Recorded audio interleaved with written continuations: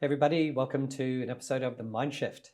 It's a podcast for those that just know that there's more to life and want to achieve it. And it's where we discuss tools and experiences to live your best life and to live your extraordinary. My very special guest today is Zephyr Guyton. So Zephyr, thank you for being here and welcome to The Mind Shift. Yeah, thank you for having me. It's a real pleasure. I've been looking forward to this one.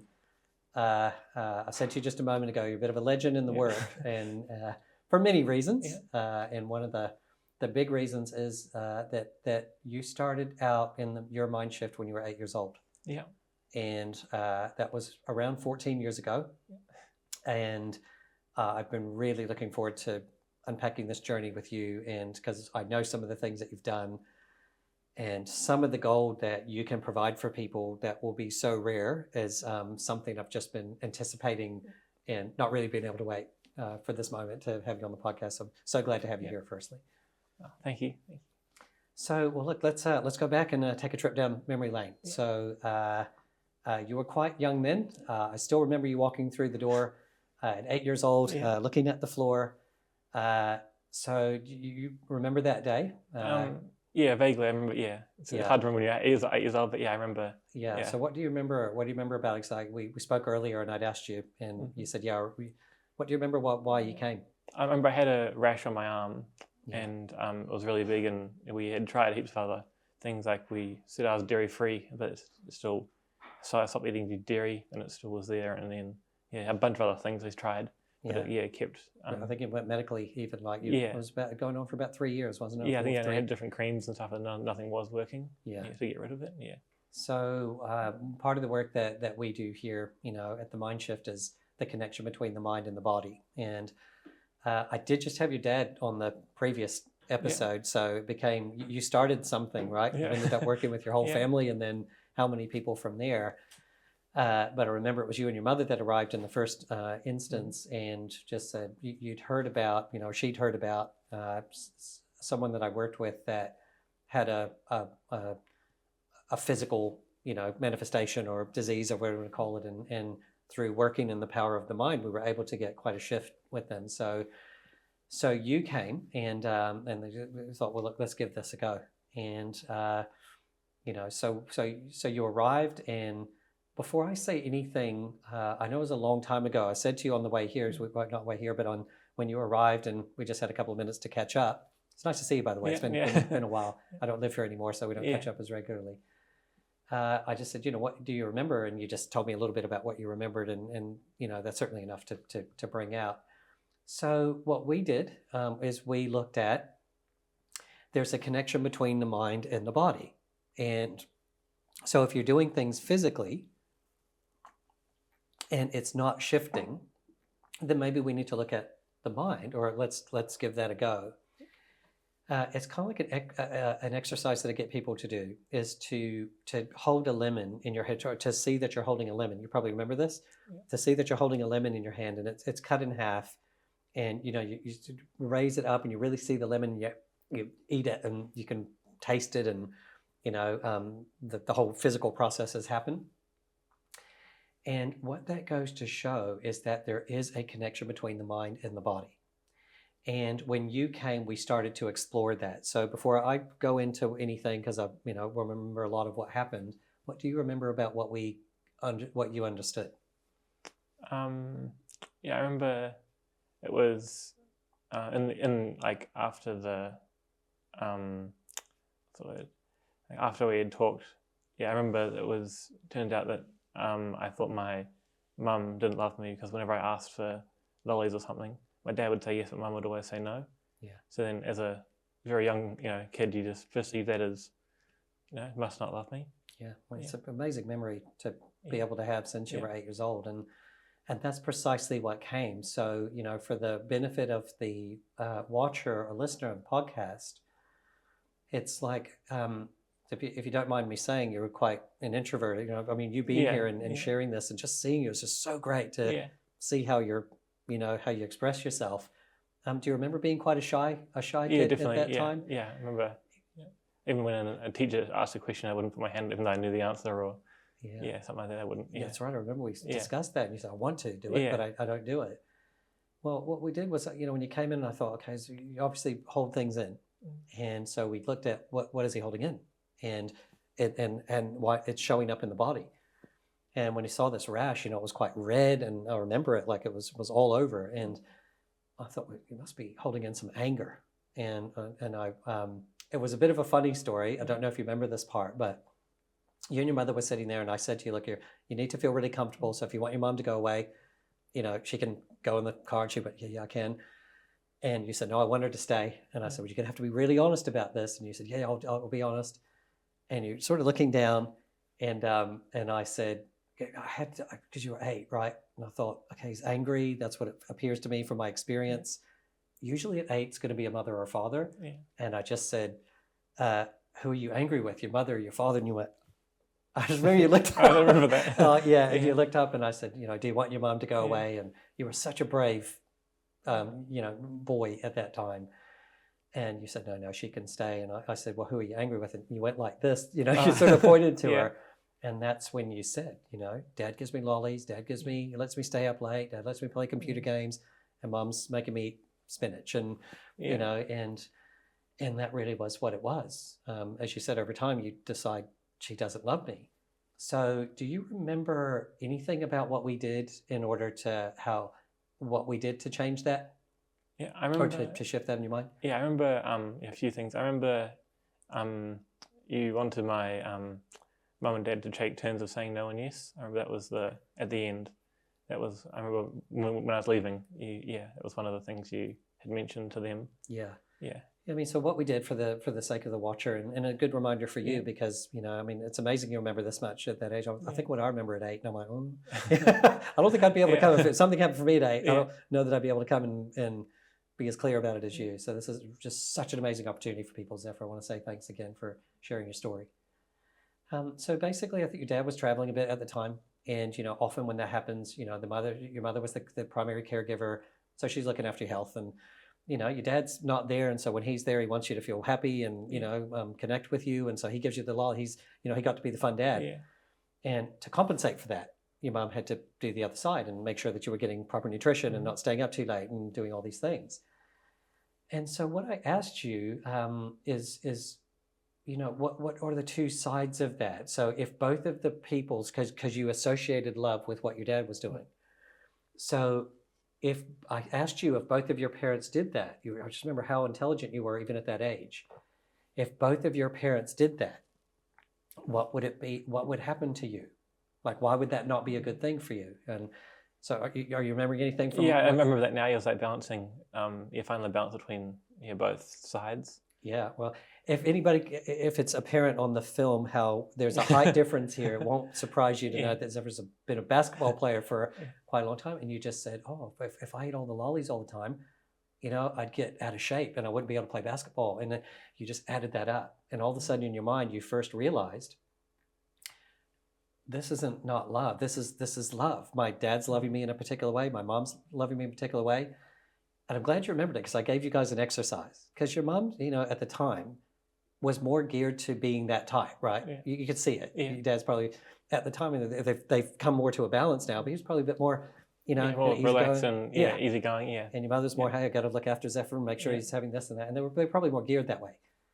So I said, if you want to change this and show you the love that both your parents have, I gave you you remembered a bit. I said to you two, and you had a giggle.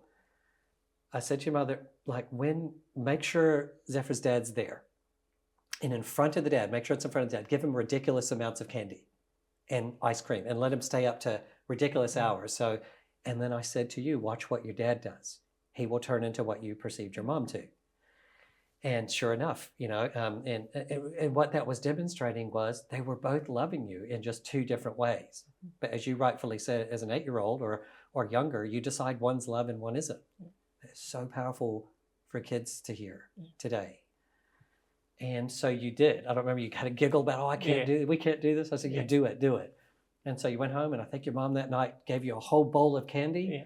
Yeah. And the moment she did, your dad turned around and said, no, he can have one, and that's it. And you got it. And so do you remember what happened? And do you remember what happened from that? Yeah, I remember my ration away. I think we had I think it was like 2 or 3 sessions we did, and then my rash went away. Yeah, so after 2 or that. 3 weeks. Yeah.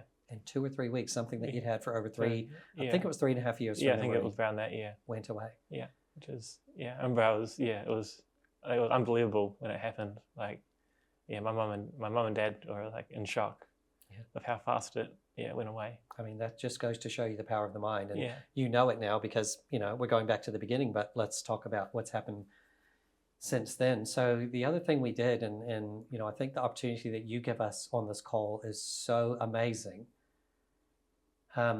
because of how we think of young people. And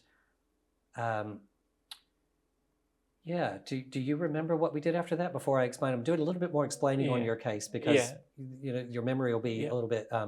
We have to jar that a bit. But do you remember after we did that? We didn't stop there. Do you remember that? Yeah, I remember we did values and kind of ranked them and what's the highest value and and all that. What I was remember important to you? finance was the top one, which is quite odd for an 8-year-old. Yeah. But finance was my. So do you remember that? Yeah. Yeah. So you established at 8 years old that finance was your most important thing, and I remember you had a dream. You were saving for a Lamborghini at 8 years old, and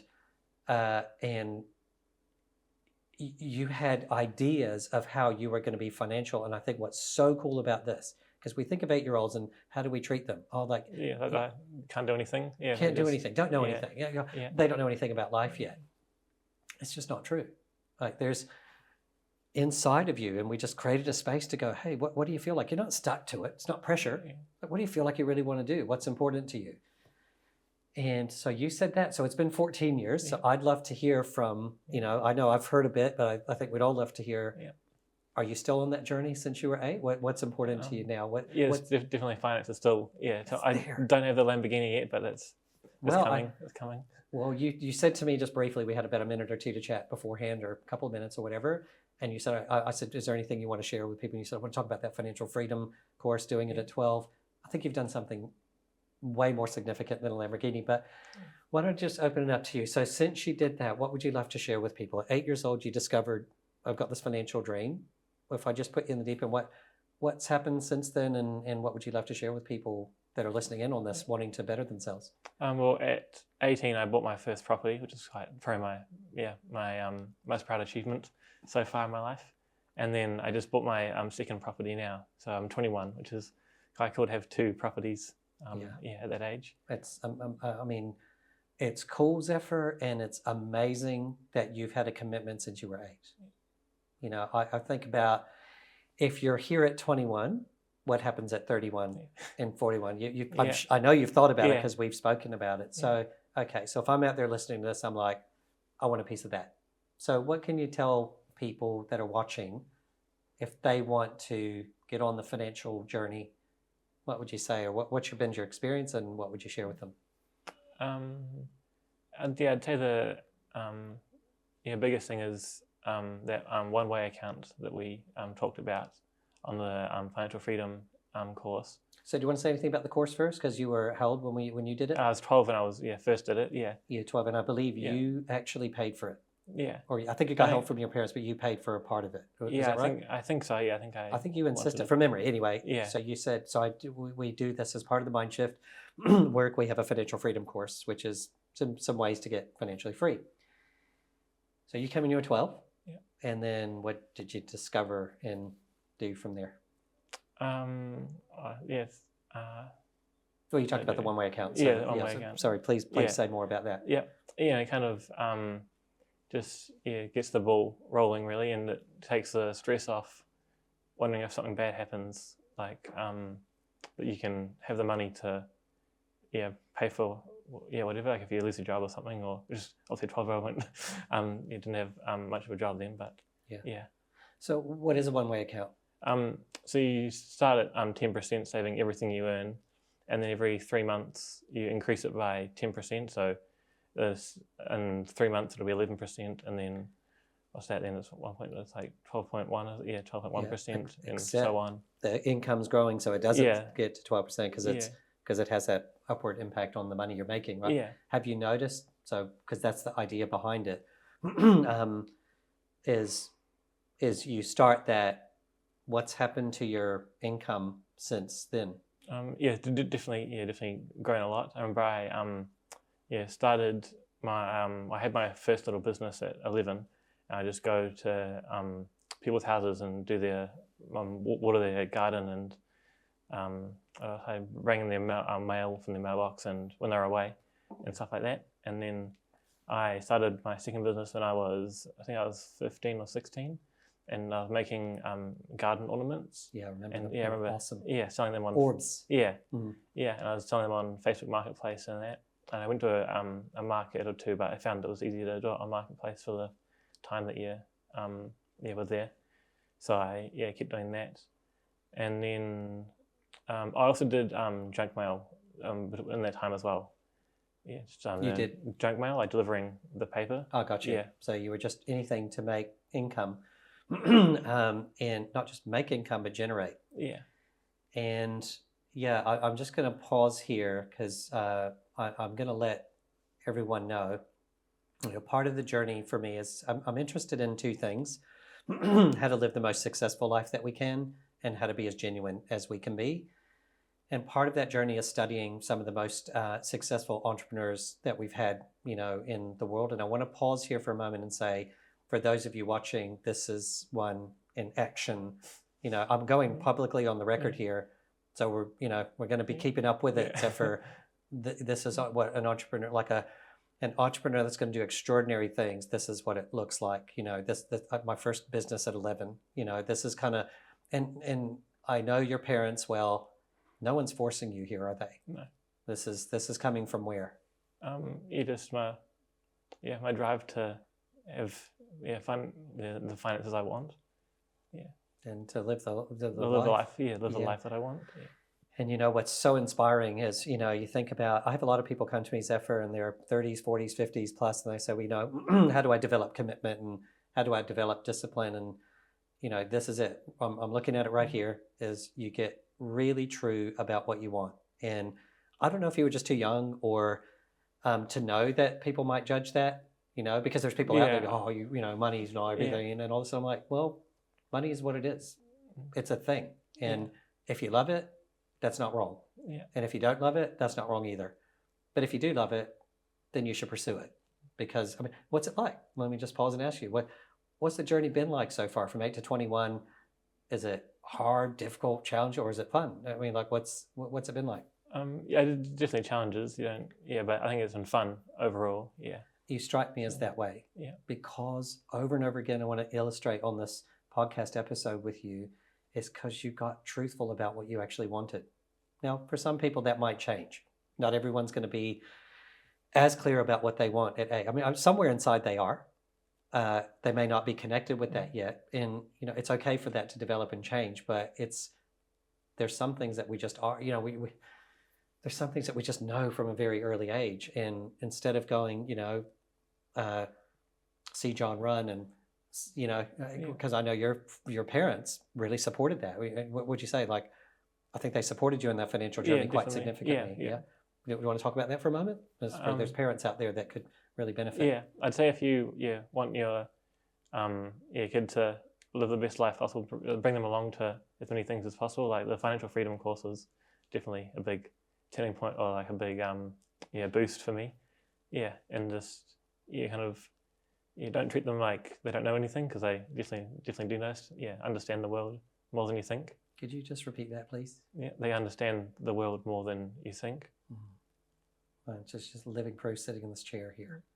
And if you speak to that, and I know you're really fortunate to have the parents you do, because they just kept speaking to that, didn't they? Yeah. They didn't treat you like an 8-year-old that can't do what you want. I think when your dad and I called up and he's like, yeah, let's help you start the account. And I think both your parents, they created some things for you to be able to do that. Yeah. My mum went in with me to ANZ and we set up my Lamborghini account when I was 9. And how many parents would do that? And how many kids or children of that age would know that? So so what do you see from here? So I know you talked about, I'm stopping myself midstream because is there anything else, because you told me it was important to talk about the seminar, the financial freedom thing. Is there anything else you want to say from that before we go forward? No, we can keep going. Yeah. So, Okay. yeah. So just one way account is what you say to people if they want to emulate this in their own way. Yeah. Definitely. Place to start. Yeah. Absolutely. Start with your 10% and then and keep going. And so so one of the things we talked about today was your vision for life, right? And so I'd be keen at now 21. Now we've called up periodically too. What's it looking like? What's the vision? Yeah. Well, I've got a net worth number now that I've kind of chasing, I guess you could say. Yeah. So at 53, I want to have $600 million. Yeah. Which and I found this thing online where you can see how much Warren Buffett had at each age. So I kind of tracked that, and so far in my head, so 53 when he had 600 million. Yeah. So it's kind of every year it sets me a goal for that year. Yeah. If I were, I'm not a betting man, but if I were, I'd be going now and putting some serious money on you achieving that goal. So and if you look at Warren Buffett, it's a lot of the wealth has come in the latter years, hasn't it? So so what can you say? But what have you noticed about? So what have you noticed about him and what people can put into play if they want to be financial? I think one of his big things is when everyone's scared, it's when you have to go all in. When everyone's going all in, that's when you should be scared. Because if everyone thinks contrarian. I mean, the most successful investors in the world are almost always contrarian. So what everybody else is doing, they're doing the opposite. Yeah. And so and can you see why? What's the secret to that? Because if you keep going and keep going and keep going, they let their guard down when they just think everything's gonna be fine. Yeah. And that's when they lose everything. Whereas if everyone's all scared and got their guard up, they don't want to spend it, I don't want to invest anything, or don't want to put the money in because I don't think it's safe enough. Yeah. I was trying to steer more towards I was doing a little bit of a trick there towards compound interest because I know you understand it. Because when you're talking about, you're like, maybe I should just ask you this way. So I was trying to think of the right question. Why are you tracking Warren Buffett? So how's that helping you? Because it obviously is. You're like, I'm past where he was. Yeah. I mean, stop and think about that. I'm past Warren Buffett at his age. He's got a bit more than 600 million. So if you're past him, I think he's the best person to ever, the best investor of all time. He's the guy that I think everyone looks up to, or not everyone, but everyone that most people I think look up to him is in the finance world. Because he's wise. Yeah. He's not, there's so much, so many pitfalls in the financial game. And the biggest one that I see now is the get rich quick. It's fool's games and just steady. And, I talk about in the work quite a bit in a business financial way. It's not well known, but there's a saying that success is a relatively quiet affair. And if you look at Warren Buffett, the vast majority of his wealth has actually happened in the last 15 to 20 years. And he's 90 something now, 93 or 95, I think. And it's just quietly going away. Whereas people are like, I want to get rich tomorrow, and I see you from 8 to 21.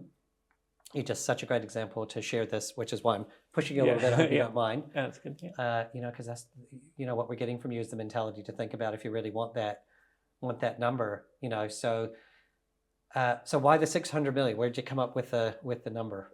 It just kind of speaks to me. But also, I can, if you get 5% interest every year, which is very, very easy to find, I think, then I can have $30 million to play with every year, and don't have to do anything then.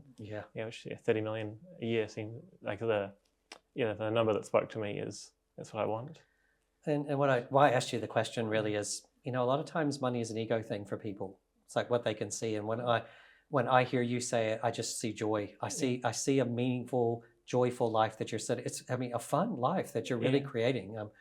I've done a lot of work in what's the meaning of life, and you give us the opportunity to really, for me to share my finding is that it's just an experience for us, and we get to choose what we do with it. We can enjoy it. We can stress about it. We can spend our life trying to prove something, or we could just dream and go for it and enjoy the ride.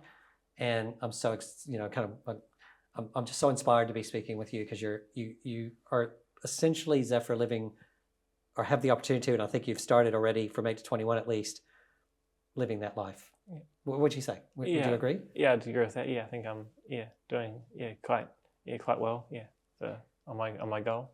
And you seem to me to be enjoying yourself. Yeah, definitely. Yeah. You don't seem to me to be endlessly driving yourself to prove something, that you have to get this number to show everybody something in life, which is what a lot of us are doing.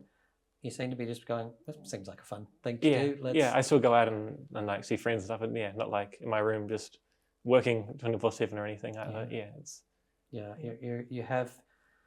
I think what we have an opportunity to illustrate here is how you set yourself, you set your life up. Most of us, a lot of people that come on this podcast talk about the stories they create and how that sets up a life that's stressful, and we live our lives trying to prove something or chase something. And from the get-go, you realize that story, right? That because just for you to know, and I think we must have spoken about it. If you didn't get that then, and you grew up never knowing that, one of your parents didn't love you, which a lot of people believe, can you see the impact that might have? Yeah, I definitely can. Yeah. What do you think? Let's take a look down. Just try that pathway and see what that might look like.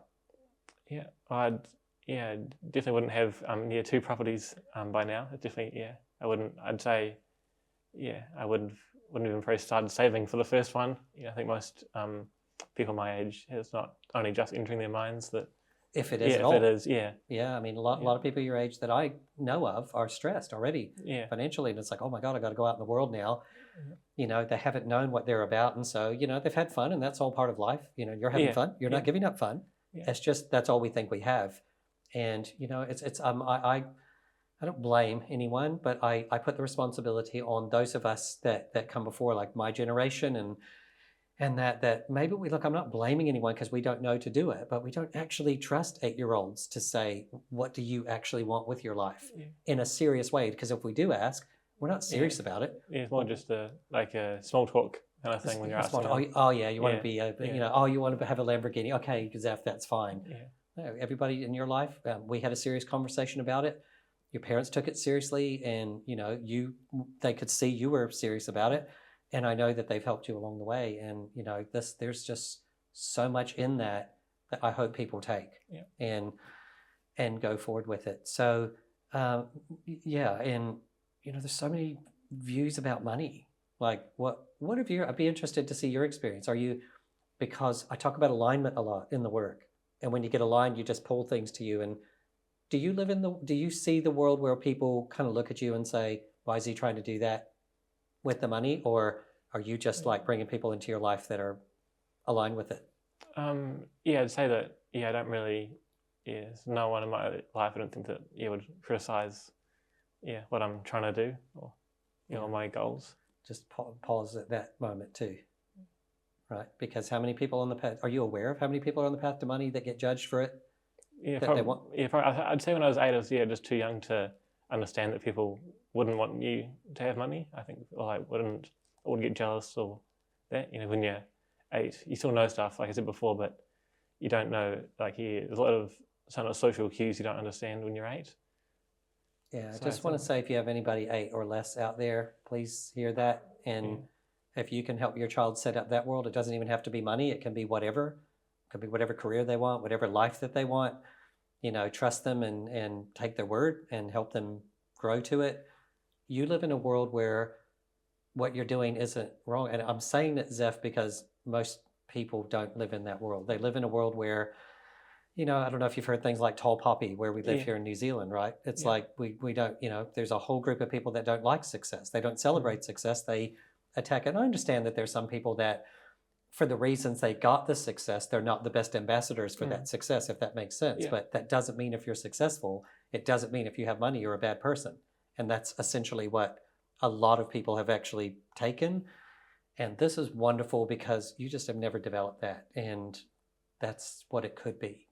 It's what it could be if we don't buy into that other world. So I think what I'm just super inspired by here is the opportunity you're giving young people to say, you don't have to construct your life the way other people have. I don't think you're doing that. I think it's. But I don't think I know the amount of. I know a little bit of it. I don't think I fully understand.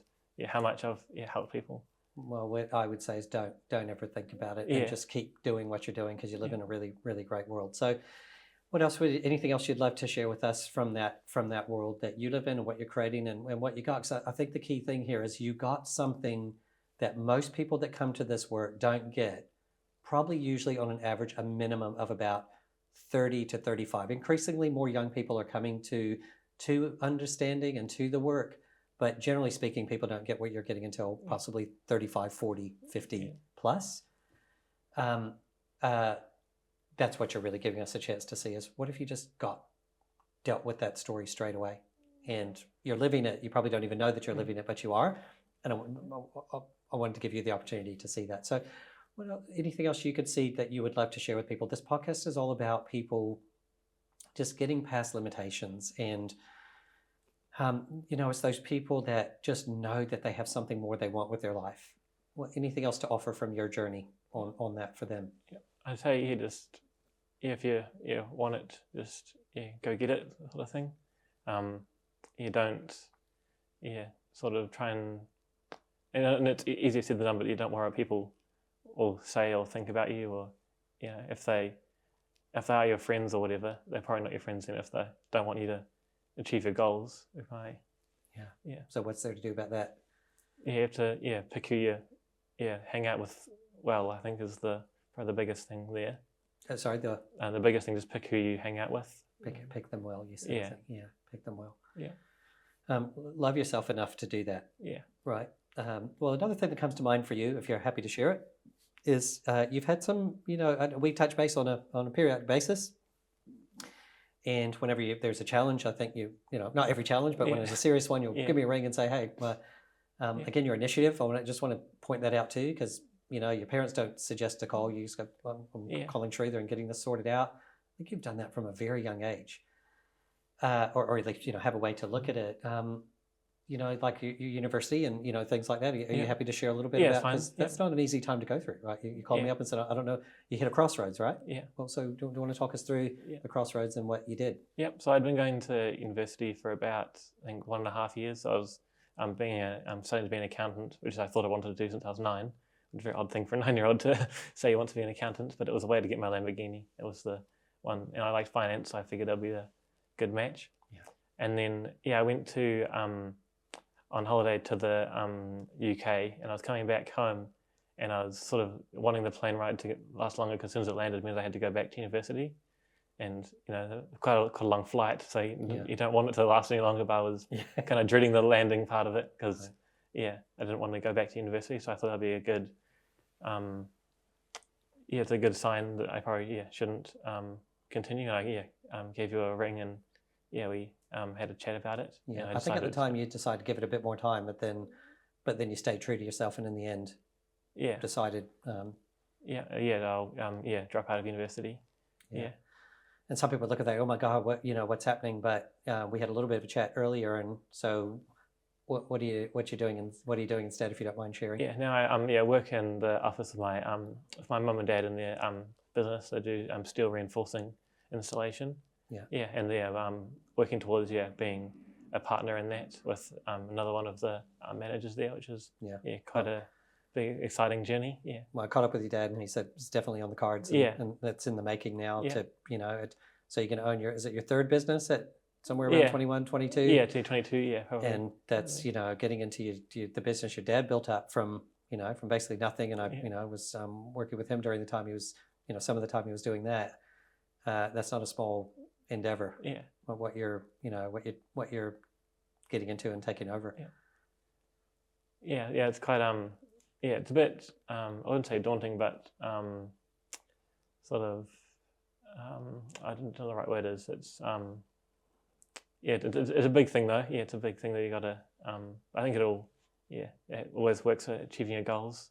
It's a good way to keep going forward. I mean, I'm hearing it.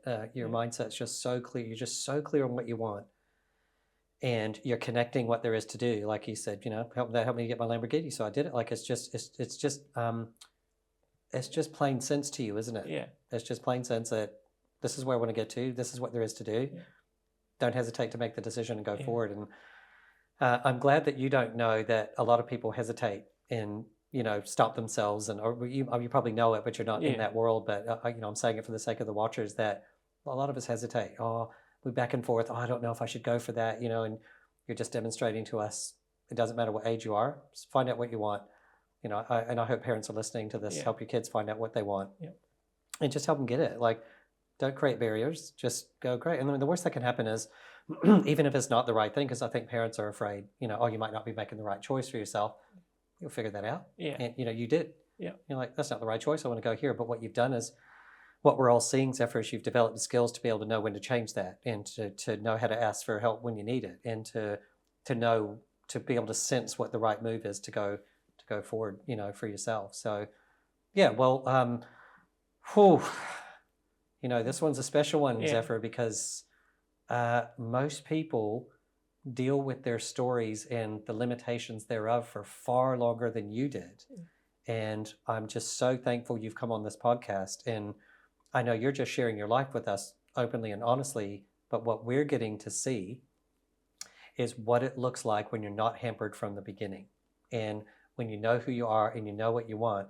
I'm just hearing it in every word. So great to catch up and hear your certainty about where you're going. And I think we're all going to watch you now and go, I'm going to keep an eye on that Zephyr Guyton. And there's no doubt, I would be surprised, no pressure or anything. Yeah. I would be surprised if that goal stays where it is.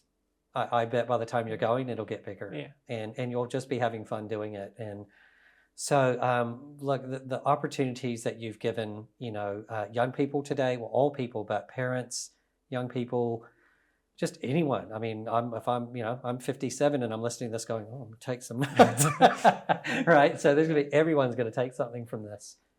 Any last bits of wisdom? I know you've shared a lot, but before we conclude, any last bits of wisdom for anyone, or just sharing the journey that you'd like to share? Yeah. Well, this is something I wanted to mention. A couple of days ago, there was something big at work that I had to step up. But in my mind, I could clearly see the Lamborghini that this will get me to it. I think that was part of being clear on what you want. I could visually see it in my mind. The color of it, everything. It was So it kind of keeps keeps saying it's worth it. It's worth it. They just keep going. Yeah. So, could you just say that again? Because there's something in that. Yeah, I could visually see the color and everything of the Lamborghini, that it's worth it. You have to just keep going. Yeah. One of the parts of the work, the focus is whatever that you want, just feel like you've got it right now. Like see it, feel it, and then it just, you can feel it drawn to you, can't you? Yeah. Yeah, well, that's a note because that's going to just let that sit with people. And, if you get present to what you really want and approach it like you, what can you actually do with your life? So Zephyr, I knew this was going to be amazing. I think you said to me earlier, do you remember what you said to me about this podcast? I said I didn't think I'd be interesting enough, or didn't think I had enough to offer. But yeah, I don't know if Kaushik, who's filming this, is hearing this, but can you imagine that he didn't know if he had something to offer? I know you've been there listening. It's been a lot of value in that. So I'm so thankful that you had the courage to show up. And if it's not apparent to you, it's going to be apparent to all of us just what you've done here and the mind state that you've reached and how aligned you've got with what you're creating. And it's going to be really wonderful. I've always enjoyed watching you from up until now, and I will continue to just watch with inspiration about how your life's unfolding and what you're creating. So thank you for sharing it with us and bringing the insights that you brought. I'm so glad that you came and shared. So thank you for having me. It's been very enjoyable. Yeah. I was very nervous at the start, but it's calmed down a lot now. Yeah, none of us would be able to see it. Yeah. Certainty would be the word I got out of today. So, well, thanks again to Zephyr, and thank you for watching this episode of The Mind Shift. A lot of takeaways in this one. Thanks for watching, and we'll look forward to seeing you on the next episode.